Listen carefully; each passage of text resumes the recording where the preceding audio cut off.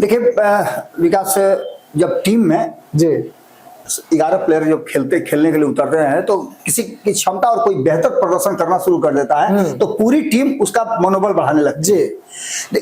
मुकेश सहनी उसी तरह के प्लेयर हैं, महागठबंधन के वो ऐसे प्लेयर हैं जो बार बार तेजस्वी यादव जिस रास्ते चलते हैं उस रास्ते में एक कदम आगे बढ़ करके वो कुशन लगा देते हैं उनके। यही स्थिति वो बार बार कर रहे हैं और कहीं ना कहीं वो भाजपा को और एनडीए गठबंधन को असहज करते रहते हैं।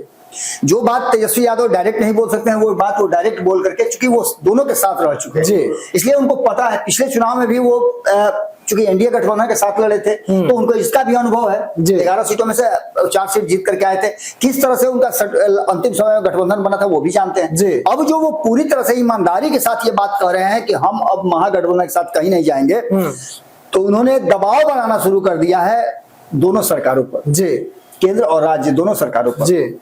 उनका सीधे तौर पे कहना है कि हमें हमारा आरक्षण कब मिलेगा। आप बेरोजगारी दूर नहीं कर रहे हैं, मछुआरा आयोग की बात आप कर रहे हैं, उसका खाली हवाई आपका रहता है सब। निषादों को आरक्षण देने की बात चल रही है, उसको आप सुन नहीं रहे हैं। यानी कि कैसे इस बिहार को डेवलपमेंट की बात आप करेंगे और कैसे इसको विकास के कड़ी से जोड़ेंगे। बिहार के विकास का मतलब होता है यहाँ का पलायन रुक जाना, अपराध का ग्राफ की बात कर लीजिए।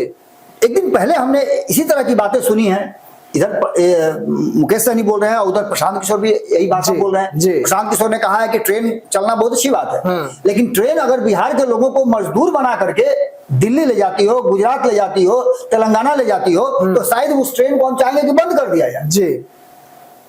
सीधी तौर पे आप समझिए कि महंगाई, बेरोजगारी, शिक्षा, ये जो मूलभूत आवश्यकता है, जो स्वास्थ्य की आवश्यकता है, जो स्वास्थ्य सेवाएं हमारे यहाँ बदतर से हो गई हैं, उन सभी चीजों को लेकर के उन्होंने कहा है कि आप इस पर फोकस कीजिए। और ये फोकस शायद 20 साल वाली सरकार से नहीं होगा, उसके लिए नई पीढ़ी के लोगों को आना पड़ेगा।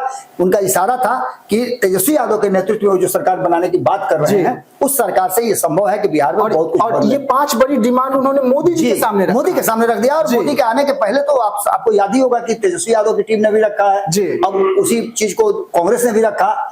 डिमांड तो आपने देखा होगा कि एनडीए गठबंधन कई घटक ने रखा है, जदयू ने भी डिमांड रखा है, उसके बाद उपेंद्र कुशवाहा ने डिमांड रख दिया है, सभी डिमांड रख रहे हैं। और ये डिमांड जो रखा है वो निश्चित रूप से मूलभूत आवश्यकताओं से जुड़ी हुई है और ये आने वाले चुनाव का मुद्दा भी बनेगा।